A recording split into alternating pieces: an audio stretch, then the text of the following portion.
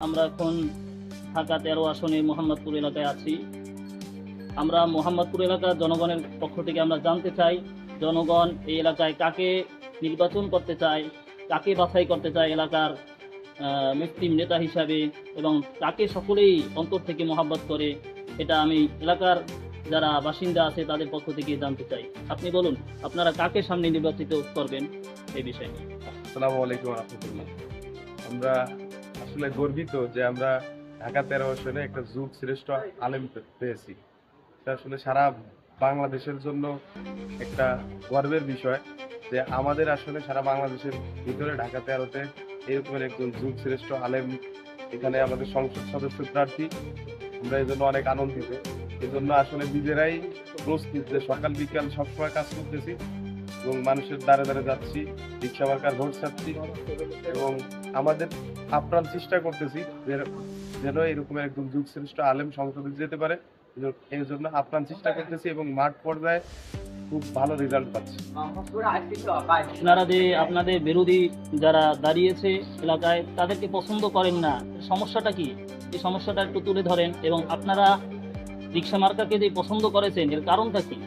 কারণ বিরোধী দলের মধ্যেও তো তাদের অবদান আছে, হ্যাঁ, তাদের পূর্বপুরুষদের অবদান আছে। তাহলে কেন আপনারা ওই বিরোধী দলদেরকে বাছাই করলেন না, রিক্সা মার্কাকেই বাছাই করলেন? কারণ তো আমাদেরকে স্পষ্ট করে বলতে পারলে একটু ভালো হতো।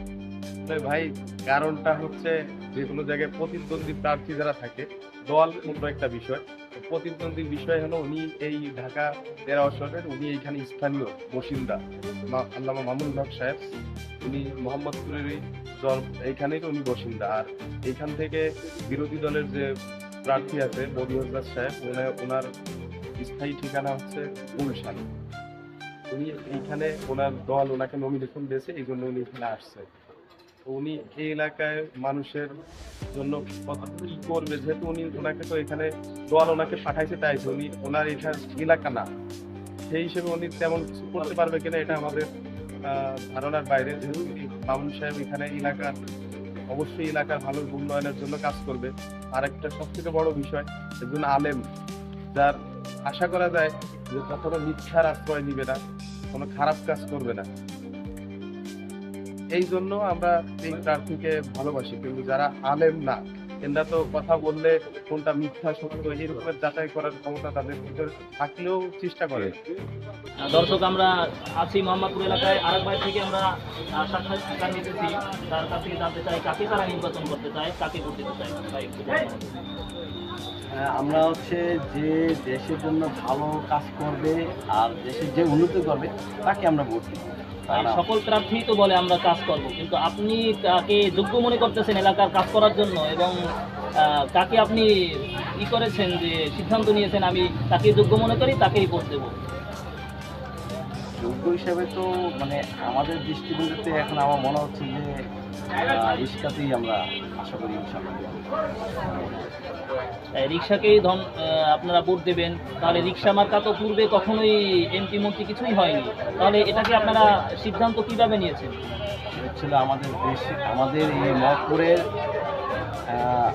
কৃতি সন্তান, আর ছিল সে দেখলাম যে তার হলো ব্যবহার আচরণ সব দিক দিয়ে ভালো, ওই হিসাব করেই যে আমরা তাকে ইনশাল্লাহ আমরা কবুল করি।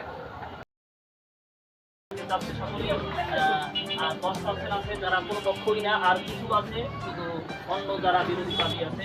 অতএব আমরা আরেকটি দোকানে আসলাম যে এদের পক্ষ থেকে আমরা জানবো যে মোহাম্মদপুরের কাকে তারা নির্বাচিত করতে চায়, মোহাম্মদপুরের কোন সন্তানকে তারা আগামী ভবিষ্যতের তাদের নেতা হিসাবে দেখতে চায়।